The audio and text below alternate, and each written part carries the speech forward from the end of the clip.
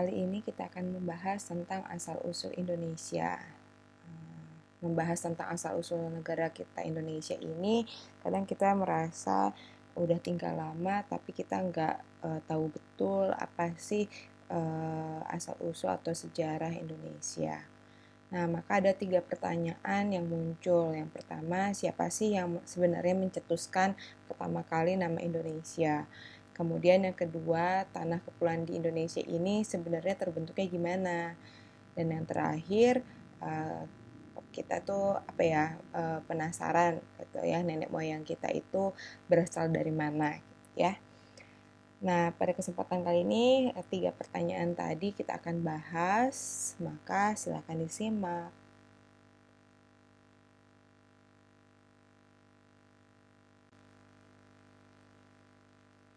Oke, jadi memang untuk asal-muasal dari nama Indonesia, sejarah mencatat Indonesia juga dikenal dengan sebutan Nusantara. Jauh sebelum Indonesia merdeka, berbagai bangsa di dunia ini sudah memberikan sebutan berbeda-beda untuk negara kita Indonesia. Seperti contohnya Tiongkok. Nah, Tiongkok ini menyebut Indonesia dengan sebutan Nanhai yang memiliki arti Kepulauan Laut Selatan.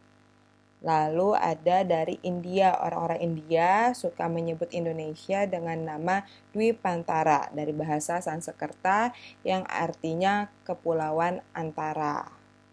Nah, ada juga para saudagar dari Arab yang pernah singgah ke Nusantara, dia menyebutkan Indonesia dengan nama Jazair al-Jawi yang diartikan Kepulauan Jawa.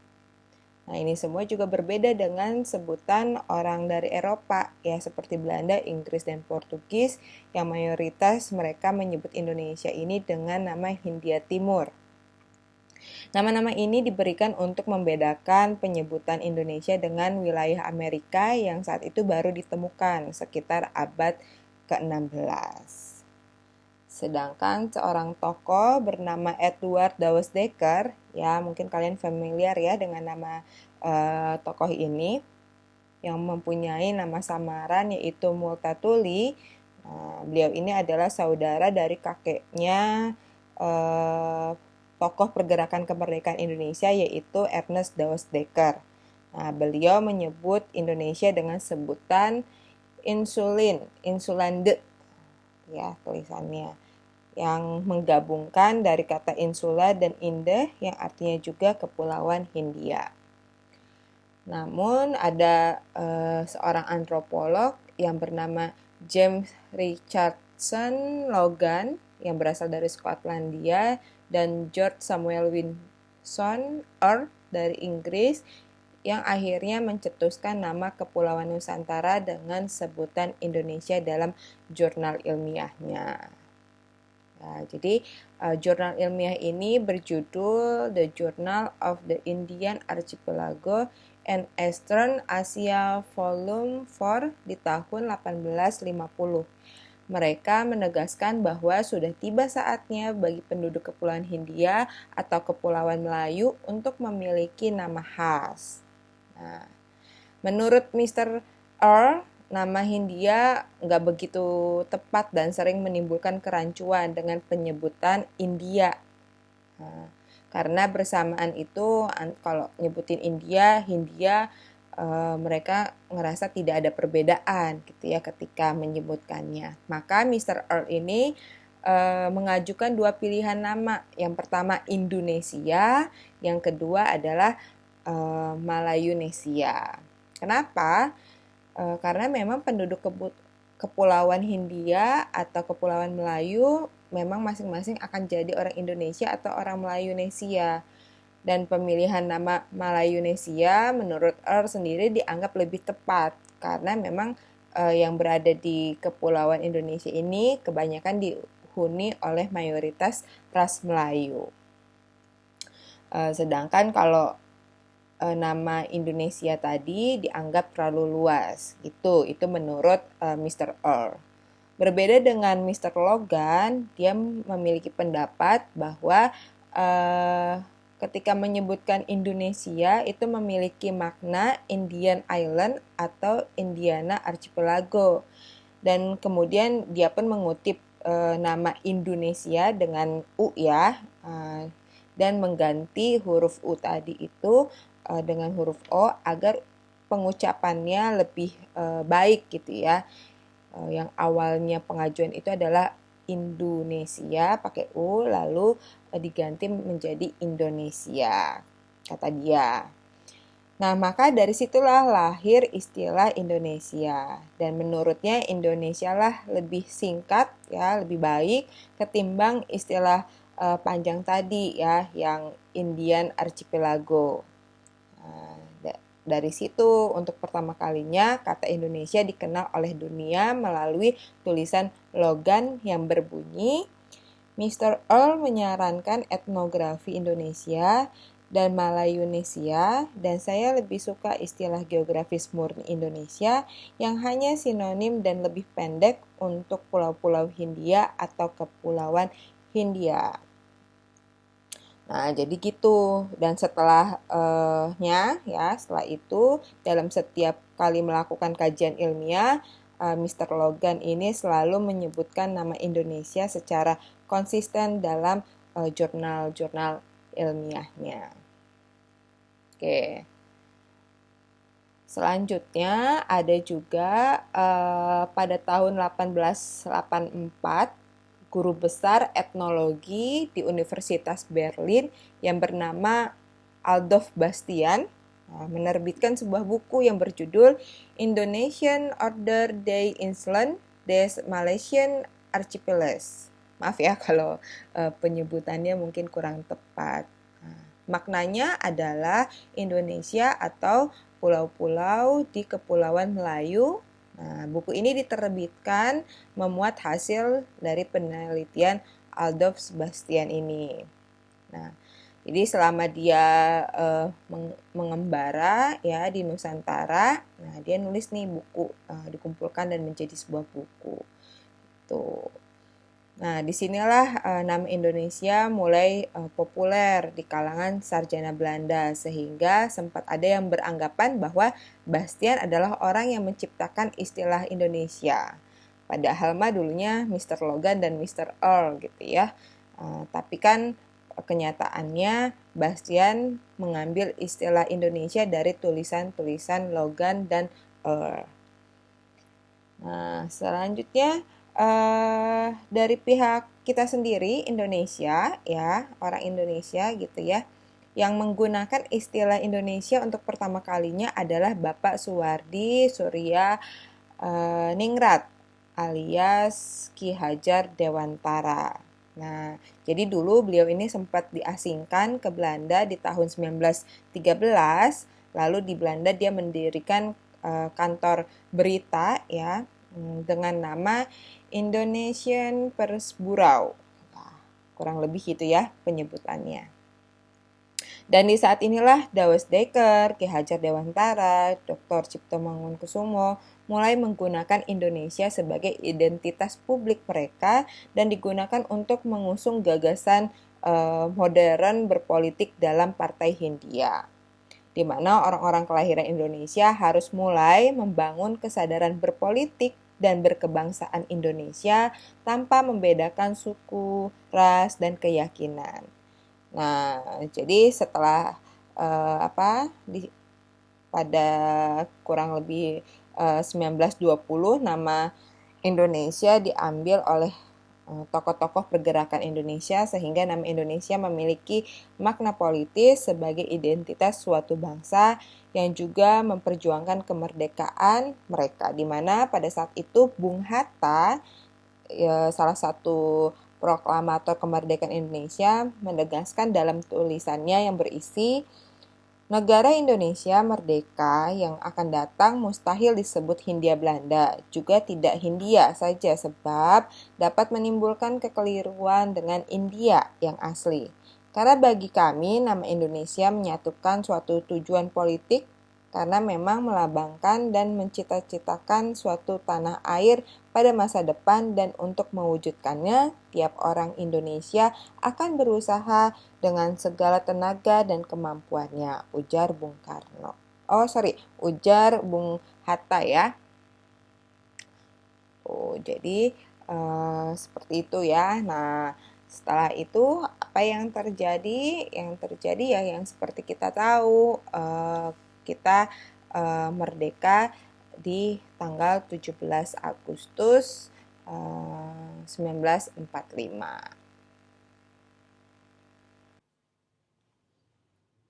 Selanjutnya terbentuknya Kepulauan Indonesia. Jadi pada awalnya memang daratan di bumi Nusantara ini terbentuk dari dua benua. Benua ini dikenal dengan nama Sunda Self dan Sahul Self. Sunda Self terdiri atau kita bisa lihat dari posisi sekarang adalah gabungan dari daratan Semenanjung Malaya, Pulau Kalimantan, Pulau Jawa, Pulau Sumatera, dan pulau-pulau kecil di sekitarnya ya. Sedangkan Sahul Self adalah gabungan dari Australia Utara yang meliputi Laut Timur dan juga Pulau Papua. Dan menurut beberapa ahli ini karena pemanasan global, permukaan air laut ini naik secara signifikan per tahunnya, sehingga mengakibatkan banyak daratan yang tenggelam dan yang tertinggal hanya pulau-pulau yang sekarang berada atau yang kita lihat sekarang. Tapi ada juga yang mengatakan bahwa sejarah terbentuknya Kepulauan Indonesia ini terjadi 65 juta tahun yang lalu, yaitu di masa di mana ada perubahan tektonik atau pergerakan kerak bumi, iklim, dan juga aktivitas manusia yang signifikan di bumi. Karena pada saat itu kondisi geografis dunia secara bertahap memang terpecah menjadi daratan yang terpisah-pisah. Bagian dari Sunda Self dan Sahul Self ini sebagian bergerak ke selatan menjadi Pulau Sumatera, Jawa, Kalimantan, lalu juga Nusa Tenggara Barat dan Pulau Banda, dan sebagian lain membentuk Pulau Timur Kepulauan Nusa Tenggara Timur, dan sebagian juga membentuk Maluku Tenggara. Sedangkan kalau Kalimantan dan Jawa dipisahkan oleh laut dangkal yang terjadi akibat proses kenaikan permukaan laut, dan saat itu juga Pulau Sulawesi sudah mulai terbentuk, sementara Pulau Papua mulai bergeser nih ke utara dari Sahul Self. Dan pulau-pulau yang terpisah ini pada zaman dahulu memang dikenal dengan nama yang berbeda-beda gitu dari yang sekarang. Setidaknya banyak diinfokan oleh pemberitaan adalah nama-nama lawas dari 5 pulau terbesar di negara kita. Yang pertama adalah Pulau Sumatera. Nah, Pulau Sumatera ini dulu dikenal sebagai Suwarna Dwipa atau Suvarna Dwipa. Dikutip dari National Geographic bahwa nama Suwarna Dwipa atau Suvarna Dwipa ini muncul dalam prasasti Nalanda di India yang berangkat tahun 860. Prasasti ini menceritakan ekspedisi seorang raja di kerajaan yang pergi ke kerajaan Sriwijaya di Sumatera. Dan Suwarna atau Suvarna sendiri adalah arti dari kata atau memiliki makna emas ya. Karena memang pada saat itu Sumatera ini memang dikenal sebagai penghasil emas.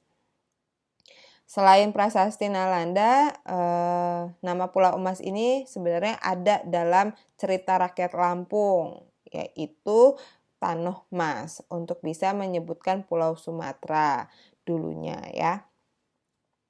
Nah, kalau begitu, kenapa kok jadi tiba-tiba Sumatera gitu namanya ya?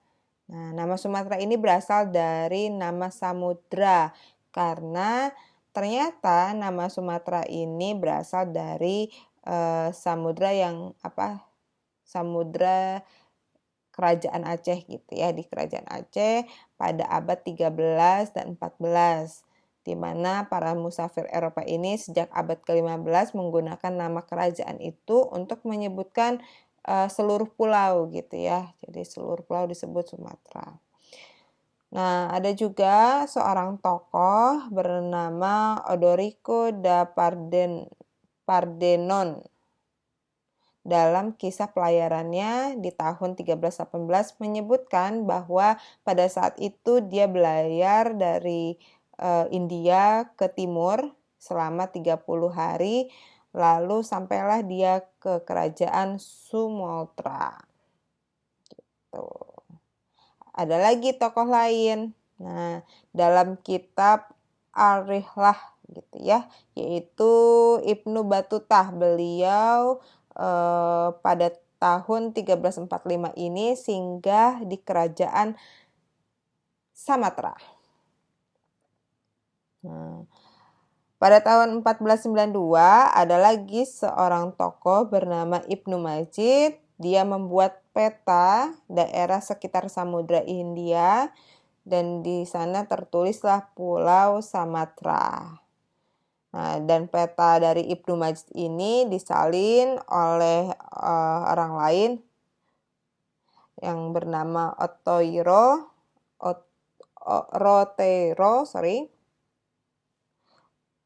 Nah, disitulah di petanya Rotero ini ada nama Camatara. Nah, gitu ya.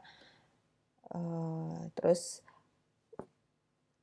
ada lagi peta yang lain buatannya Amerigo Vespucci pada tahun 1501. Dia mencantumkan nama Samatara. Nah, kalau tadi pakai C ya, Camatara. Yang ini Amerigo Vespucci ini Samatara. Sedangkan di dalam peta Maser ya tahun 1506 muncul nama Sumatera. Banyak ya penyebutannya. Antonio Pigafetta di tahun 1521 dia memakai nama yang agak mulai benar lah ya, yaitu Sumatera.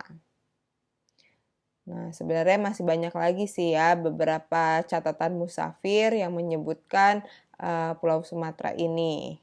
Ya, ada yang menyebutkan Samodra, ada yang menyebutkan Zamotra gitu. Jadi banyak penyebutan untuk mengidentifikasi Pulau Sumatera.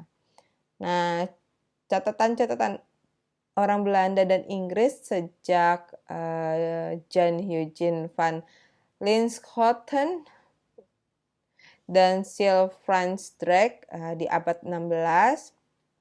Mereka lah yang baru konsisten dalam penulisan Sumatera dan bentuk inilah yang akhirnya menjadi baku kemudian disesuaikan dengan lidah kita yaitu Sumatera.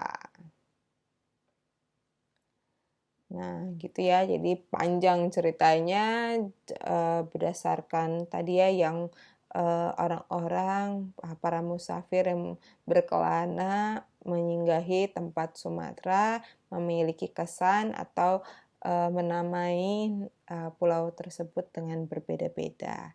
Ini untuk cerita Pulau Sumatera. Selanjutnya kita ke pulau berikutnya yaitu Pulau Jawa. Oke, cerita Pulau Jawa tidak ngejelimet cerita Pulau Sumatera tadi ya. Nah, Pulau Jawa itu dulunya dikenal sebagai Jawa Dwipa. Dan nama Jawa saat ini memang diambil dari nama yang diberikan oleh nenek moyang terdahulu, yaitu Jawa Dwipa.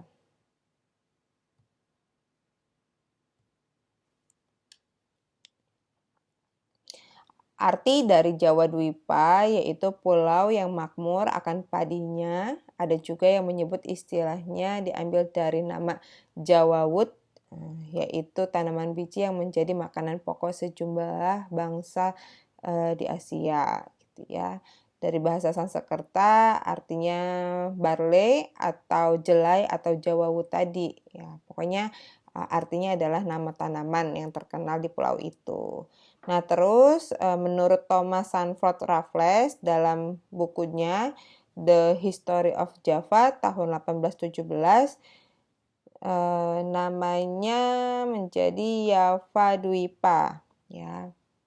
Jadi ada bedanya yaitu di huruf Y dan V, ya. Nah, nama Java Dwipa ini telah sering disebut dalam jumlah kisah klasik India seperti Ramayana.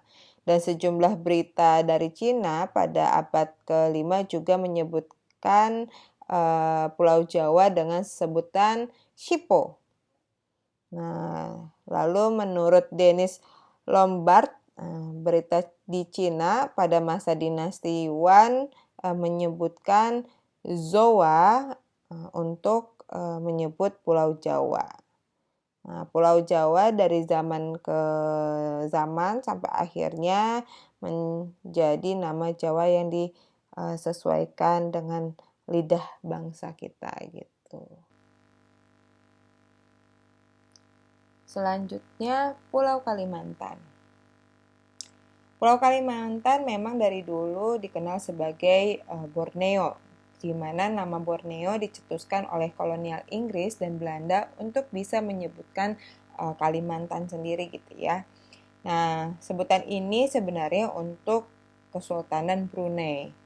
Lah kok Kesultanan Brunei? Ya sebenarnya seperti yang kita ketahui bahwa kerajaan ini letaknya satu pulau dengan Kalimantan. Tapi meski begitu, ada yang menyebutkan bahwa kemungkinan kata Borneo bisa juga berarti dewa hujan dari bahasa Sanskerta Varuna, ya, dewa hujan yang dipercayai oleh masyarakat Hindu. Ada juga menurut seorang tokoh, ya, John Crawford, dalam bukunya pada tahun 1856, kata Kalimantan adalah nama sejenis mangga, sehingga Pulau Kalimantan adalah Pulau Mangga. Namun dia menambahkan bahwa kata itu berbau dongeng dan tidak begitu populer. Nah, ada lagi pendapat menurut Seahorse dan McDougall, ya, mengatakan kata Kalimantan ini berasal dari 6 golongan suku-suku setempat, yakni ada Dayak Laut atau Iban, Kayan, Kenya, Klemantan, Munut, dan Punun. Sementara dalam keterangan Natural Man Record from Borneo di tahun 1926, bahwa Klemantan adalah nama baru yang digunakan oleh bangsa Melayu. Nah, ada juga pendapat dari Profesor Dr. Slamet Mulyana dalam bukunya yang berjudul Sriwijaya di tahun 2006, kata Kalimantan itu bukan dari kata Melayu asli, tapi kata pinjaman. Sebagai halnya kata Melayu, yaitu Melayu berasal dari India, dan ditambah lagi ada yang menyebutkan kalau Kalimantan atau Klemantan ini berasal dari Sanskerta, yaitu Kalamantana, yang berarti pulau dengan udara yang sangat panas atau membakar. Karena vokal A pada kata mantana itu menurut kebiasaan setempat sulit diucapkan, maka kata Kalamantana ini dihilangkan gitu ya, diucapkan menjadi Kalimantan, yang disebut oleh penduduk asli dengan Klemantan atau Kulamantan, sehingga terus lama-lama dibiasakan, diturunkan menjadi Kalimantan gitu. Ya panjang tapi ya itu pula sejarahnya ya. Ini untuk Pulau Kalimantan.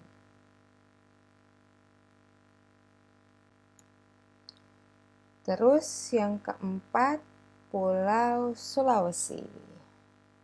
Pulau Sulawesi dulunya dikenal dengan Celebes. Di petanya ada Celebes. Nah, berdasarkan situs pariwisata Sulawesi, nama Celebes ini pertama kali digunakan oleh orang-orang Portugis pada awal abad ke-16. untuk bisa menyebutkan Pulau Sulawesi ini gitu ya. Ada juga tuh sumber informasi yang menyebutkan bahwa nama Celebes ini muncul setelah rombongan dari Belanda datang ke pulau yang menyerupai huruf K ini, dan orang Belanda ini menanyakanlah apa nama daerah gitu ya. Nih ada ilustrasinya ya. Apa nama daerah yang didatanginya ini kepada warga setempat, karena memang perbedaan bahasa yang tidak dimengerti oleh warga lokal, jadi warga yang ditanya tadi itu mengira orang itu atau tamunya ini nanyain apa yang sedang benda apa yang sedang dipegangnya. Ya, sontak saja warga itu menjawabnya sel besi gitu, yang berarti badik, yaitu senjata tradisional Sulawesi. Yang memang pada saat itu warga ya yang ditanya tadi itu memang sedang membersihkan badik miliknya gitu ya. Karena perbedaan bahasa gitu ya, orang tadi itu menggunakan bahasa Portugis dan yang ditanya juga bingung gitu kan, ketika orang Portugisnya bilang ini di mana gitu, terus sedangkan yang ditanya dia nanya benda ini apa, jadi dijawablah sele besi tadi, dan orang yang menanya kita sedang ada di sele besi. Nah, si tokoh itu menganggap kita ada di sele besi gitu. Tapi ada juga nih teori lain yang mengklaim bahwa sele besi ini berarti sulit untuk dicapai karena pulau tersebut dikelilingi arus laut dan sungai ya, yang cukup deras, dan juga menyebutkan nama modern Sulawesi ini mungkin berasal dari kata sula yang berarti pulau dan besi yaitu besi. Dan juga dapat merujuk kepada sejarah ekspor besi dari Danau Matano yang memang kaya akan deposit biji besi. Maka itulah mungkin secara turun-temurun kita mengenal nama Pulau Sulawesi sampai sekarang. Dari Celebes ya, Celebesi menjadi Sulawesi. Itulah ya cerita tentang penamaan pulau yang mirip huruf K ini. Terakhir, Pulau Papua. Kalian pasti juga tahu Papua ini juga dikenal dengan nama Irian. Dikutip dari laman Pusat Penelitian Politik LIPI, nama Irian diperkirakan berasal dari kosakata bahasa Biak yaitu Marien yang berarti bumi yang panas. Dan versi lain juga mengatakan bahwa kata Irian ini berasal dari bahasa Onim atau Patipi, yakni dari kata Tiri Abuan yang artinya daratan besar, dan masih dari sumber yang sama. Irian juga berasal dari bahasa Aram yaitu Urian yang artinya sinar terang. Tapi meskipun begitu, dilansir dari Harian Kompas disebutkan bahwa kata Irian ini terkait sikap politik masyarakatnya yang ingin atau yang mendukung untuk gabung dengan Indonesia. Dan nama ini disebut muncul secara formal dalam Konferensi Malino pada tanggal 15 sampai 22 Juli tahun 1946. Di mana saat itu Franz Kaisipo yang menjadi gubernur ya mengusulkan nama Irian, dan nama ini berubah menjadi Irian. Yang awalnya ada huruf Y sekarang menjadi huruf I. Nah, itu memiliki arti ya, ternyata artinya ikut RI anti Nederland. Dan juga pada masa pemerintahan kolonial Belanda, wilayah ini juga dikenal sebagai Nugini Belanda atau Netherlands Nugini atau Dutch Nugini. Tapi akhirnya setelah bergabung dengan Indonesia, wilayah ini pun dikenal sebagai Provinsi Irian Barat sejak tahun 1969 hingga 1973. Dan namanya kemudian sempat diganti nih menjadi Irian Jaya oleh mantan Presiden Soeharto pada saat meresmikan tambang tembaga dan emas Freeport. Dan nama ini pun tetap digunakan secara resmi hingga tahun 2002 saja. Kemudian nama provinsi ini pun akhirnya diganti menjadi Papua sesuai Undang-Undang Nomor 21 Tahun 2001 tentang Otonomi Khusus Papua. Dan pada tahun 2003 dengan disertai oleh berbagai protes ya, yaitu tentang penggabungan Papua Tengah dan Papua Timur, Papua akhirnya dibagi menjadi 2 provinsi oleh pemerintahan Indonesia. Bagian timur tetap memakai nama Papua, sedangkan bagian baratnya menjadi Provinsi Irian Jaya, ya, Irian Jaya Barat, dan akhirnya setahun kemudian menjadi Papua Barat. Dan bagian timur inilah yang menjadi wilayah Provinsi Papua pada saat ini. Nah, terus Papua itu juga ada artinya gitu ya. Artinya apa? Menurut informasi, Papua sendiri berasal dari bahasa Melayu yang berarti rambut keriting. Ya, ini sebuah penggambaran yang memang mengacu pada penampilan fisik dari suku asli Papua gitu.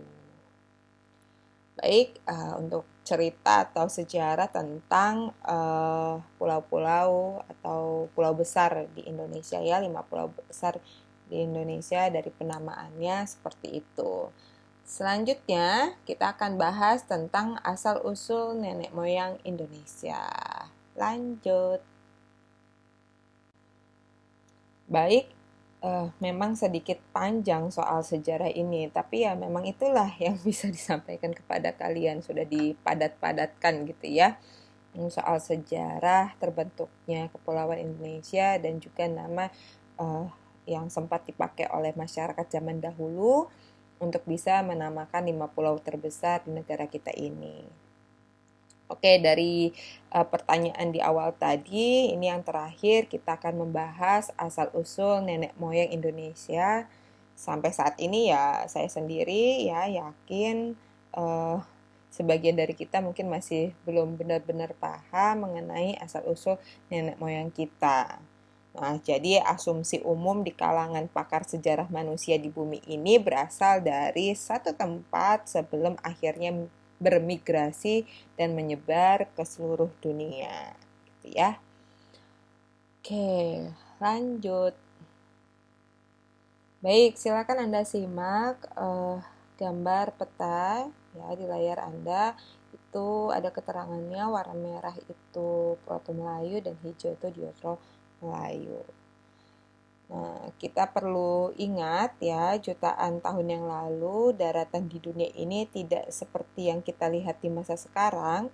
Dulu itu daratan besar masih bergabung ya, daratan ini masih pada bergabung sehingga pendahulu kita dapat bermigrasi dari satu tempat ke tempat yang lain hanya dengan perjalanan kaki saja. Itu dulu dan asumsi umum tersebut yang turut mempengaruhi berbagai teori yang muncul tentang asal-usul dari nenek moyang Indonesia. Dari berbagai teori itulah dapat dikumpulkan menjadi beberapa teori yang yang terkenal lah ya tentang nenek moyang kita. Yang pertama ada teori Afrika ya, teori out of Afrika. Kedua ada teori out of Taiwan, ketiga ada teori Yunan, dan yang terakhir ada teori Nusantara. Baik, kita akan bahas satu-satu ya teori populer ini. Yang pertama kita akan bahas tentang teori out of Africa. Nah, teori ini berhipotesis bangsa Indonesia seperti bangsa-bangsa di Asia lainnya berasal dari Afrika, terutama dari tanduk Afrika atau Horn of Africa, yaitu kawasan Timur Afrika yang meliputi negara Djibouti, Eritrea, Ethiopia, dan Somalia.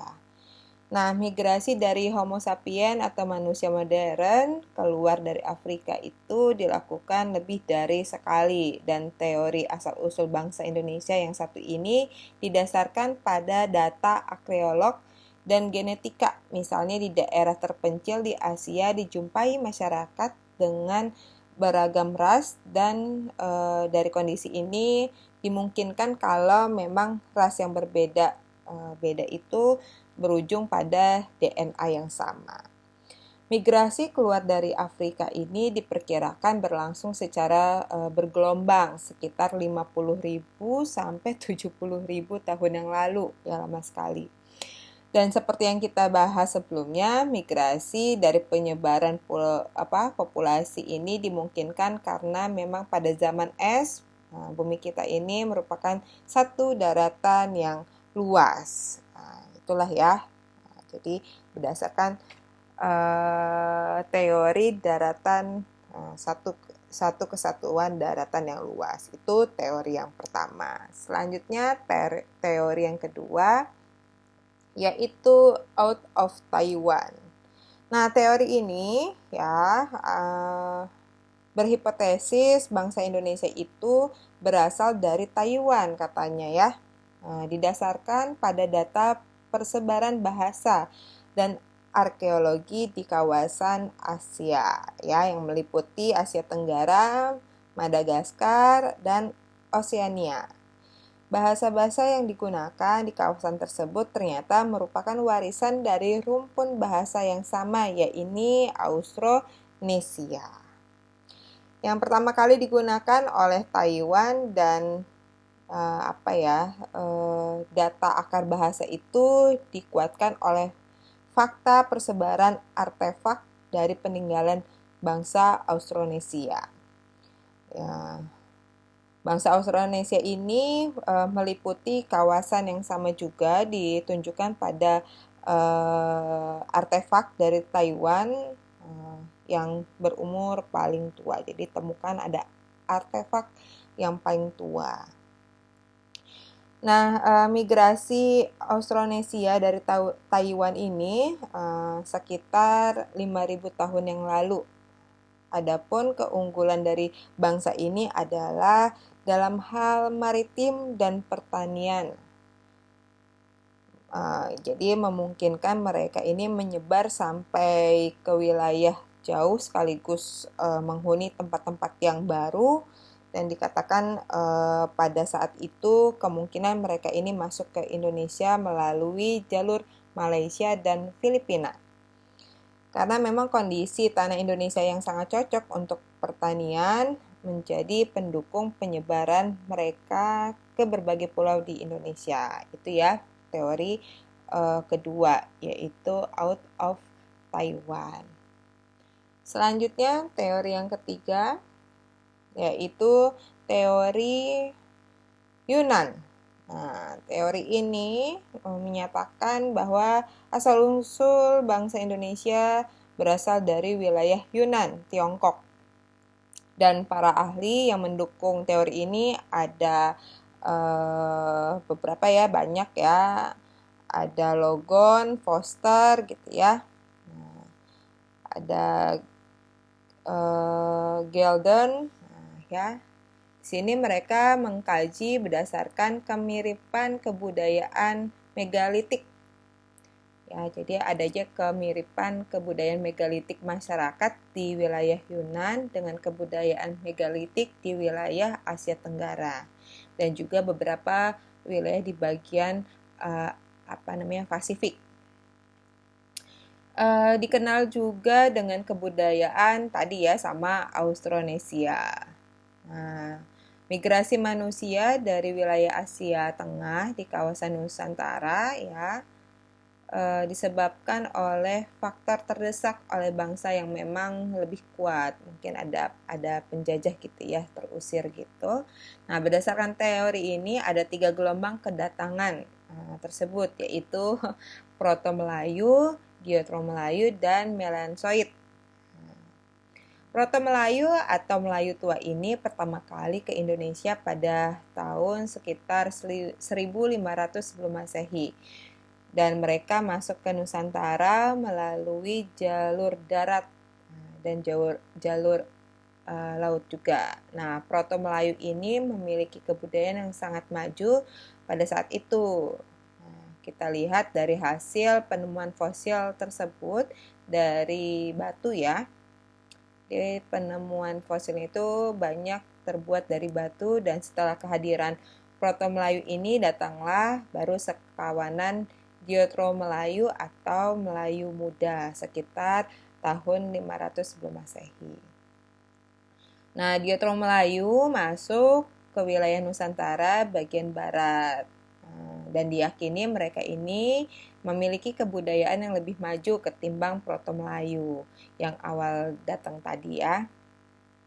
Teori ini pun dibuktikan dengan peninggalan dua suku bangsa, yaitu Proto Melayu yang mewarisi kebudayaan Paleolitikum, ya, zaman batu, dan zaman memiliki ciri khas berupa perkembangan alat-alat dari batu. Sedangkan Diotro Melayu ini mewarisi kebudayaan perunggu, yaitu zaman perunggu di mana perkembangan sebuah peradaban yang ditandai dengan penggunaan teknik melebur tembaga dari hasil bumi dan membuatnya menjadi perunggu. Dikabarkan bahwa suku Dayak dan suku Toraja adalah keturunan dari Proto Melayu atau Melayu tua. Sedangkan untuk suku Jawa, Melayu, Bugis menjadi anak keturunan dari Diotro Melayu atau Melayu Muda. Nah, selain Proto Melayu dan Diotro Melayu, tadi hadir juga bangsa Melansoid yang datang dari arahnya ke Papua gitu ya. Jadi datang ke Papua pada akhir zaman es sekitar 70.000 sebelum Masehi. Itu teori dari Yunan ya, ada 3 gelombang kedatangan. Ada Proto Melayu, ada Diotro Melayu, dan ada Melansoid yang datangnya ke arah Papua ya. Oke, teori yang terakhir nih yang juga terkenal ya, yaitu teori Nusantara.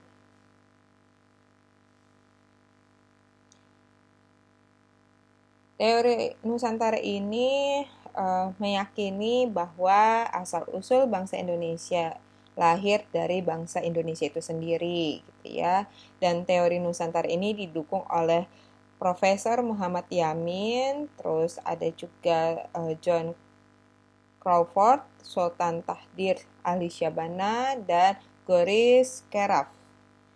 Ya, dasar dari teori ini dibuktikan dengan bangsa Melayu merupakan bangsa yang telah memiliki peradaban tinggi sehingga tidak memerlukan migrasi atau kedatangan asing gitu ya ke wilayah Nusantara. Melalui teori ini Muhammad Yamin mencoba untuk menyangkal teori-teori yang telah ada sebelumnya seperti teori out of Afrika, teori out of Taiwan gitu ya, dan teori Yunan ya. Jadi beliau menyangkal gitu ya. Karena beliau ini berpandangan bahwa orang Indonesia itu memang berasal dari Indonesia itu sendiri, bukan dari luar. Nah, beliau juga menyatakan bahwa semua fosil dan artefak lebih banyak dan lengkap di Indonesia daripada di daerah lainnya gitu ya, di Asia. Misalnya penemuan fosil Pithecanthropus solonensis. Nah, dan Wajakensis yang ditemukan di negara lain termasuk di Indochina atau di Asia Tenggara, dan menurut pandangan beliau orang Indonesia adalah asli berasal dari wilayah Indonesia yang dulunya bernama Nusantara itu. Bahkan beliau meyakini bahwa ada sebagian bangsa atau suku di luar negeri yang justru berasal dari Indonesia. Dan teori-teori itu memang sudah dipaparkan para ahli ya, berbeda-beda gitu. Perbedaan ini juga dapat dimengerti, dimaklumi dengan melihat bahwa memang masing-masing berpendapat berdasarkan sudut pandangnya gitu ya, dari sudut pandang gitu ya. Terus juga perbedaan persebaran bahasa gitu ya, banyak yang lainnya. Ada pula yang melihatnya dari persebaran peninggalan artefak gitu ya, seperti logam, tulang, benda-benda rumah tangga, atau juga bahkan fosil-fosil manusia purbanya. Jadi kalau misalnya ditanya sekarang nih, dari mana asal-usul nenek moyang Indonesia, rasanya dari pembahasan tentang teori-teori sebelumnya mungkin ya pasti akan sulit gitu ya memberikan jawaban yang pasti atas pertanyaan itu. Jadi ya nggak ada sudut pandang itu kan didukung oleh bukti juga, fakta-fakta tadi ya, ada artefak, ada penemuan fosil, ada peninggalan. Jadi ya nggak nggak perlu dipusingkan, dan memang akhirnya dianggap ya semua bisa jadi benar. Tapi ini ada satu artikel panjang yang menelaah tentang pergerakan manusia yang masuk ke tanah Indonesia.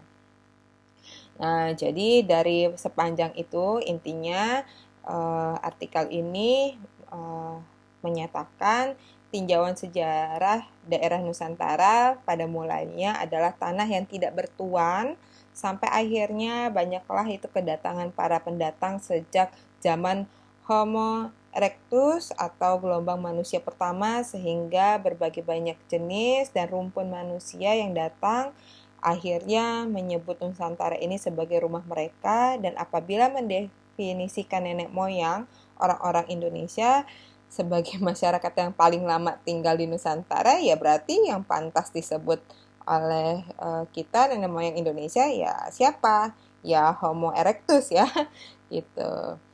Atau gelombang manusia pertama yang datang dari Afrika yang tinggal selama kurang lebih 1,5 sampai 1,7 tahun yang lalu gitu. Tapi kita mendefinisikannya sebagai manusia modern atau Homo sapien. Homo sapien pertama yang datang ke Nusantara, maka jawabannya adalah rumpun Melanesia, yang sekarang direpresentasikan oleh suku-suku di Papua. Jadi apakah dapat kita katakan bahwa orang asli Indonesia itu cuma dari bangsa Papua saja gitu ya? Mungkin bisa aja, tetapi terlepas dari itu semua, definisi yang sudah kita sebutkan tadi, saya setuju dengan pendapat bahwa memang betul warga keturunan Arab atau Semit, India yaitu Dravida dan Tamili, dan Tionghoa yang ada di Indonesia ini adalah pendatang, sebagaimana juga halnya dengan orang-orang Melayu atau Austronesia dan Papua. Melanesia yang datang ke Indonesia juga pendatang gitu ya. Dan para manusia dari berbagai rumpun kesukuan inilah yang berdatangan silih berganti dan mengklaim bahwa tanah ini adalah tanah milik mereka. Kekuasaan jatuh bangun dari zaman kerajaan ya, kerajaan Hindia, Belanda gitu ya, sampai akhirnya kita menjadi negara Indonesia yang mewarisi keanekaragaman yang luar biasa. Jadi perlu kita ingat bahwa kekayaan budaya yang kita nikmati sekarang ini lahir dari proses asimilasi, menerima perbedaan budaya, menghasilkan budaya campuran, dan pada akhirnya menjadi identitas bangsa yang baru, yaitu Indonesia. Dari keragaman gelombang manusia pertama yang datang ke tanah kita, yang pada awalnya tidak bertuan, inilah yang akhirnya menciptakan Indonesia dengan beragam suku, khas budaya, dan lain sebagainya. Dengan begitu, teori-teori kita sudah tahu teori-teori dari asal-usul Indonesia ini tentunya bisa memperluas dan membuka pandangan. Nah, jadi bukan untuk dijadikan salah-salahan, tapi adanya teori ini membuka pandangan kita terhadap sejarah Indonesia. Dari penjelasan tadi juga menyadarkan bahwa sebagian kita atau kita nih sebagai misalnya orang Sunda, orang Jawa gitu ya, orang Kalimantan, orang Papua, Sulawesi gitu ya. Dan dari daerah manapun lah ya kita berada gitu ya, memang benar-benar mempunyai kebudayaan dan nilai adat istiadat yang berbeda. Tapi kita datang dari satu akar yang sama, yaitu kita orang Indonesia. Dengan menyadari hal ini, mudah-mudahan kita semua dapat kembali mengingat bahwa rasa toleransi yang dimulai dengan saling menghormati perbedaan adalah suatu hal yang sangat penting, karena saya sangat setuju bahwa perbedaan itu adalah hal yang lumrah dan berbeda itu sangat indah. Ya, jadi sudah tidak perlu pusingkan lagi siapa itu pribumi. Baik, terima kasih telah menyimak presentasi atau PowerPoint ini mengenai asal-usul Indonesia. Semoga bisa menambah wawasan kalian dan lebih rasa nasionalisnya lebih ada, terus bisa bangga dengan jati diri kita, identitas kita gitu ya. Bangga menjadi orang Indonesia. Terima kasih, sampai ketemu di presentasi selanjutnya.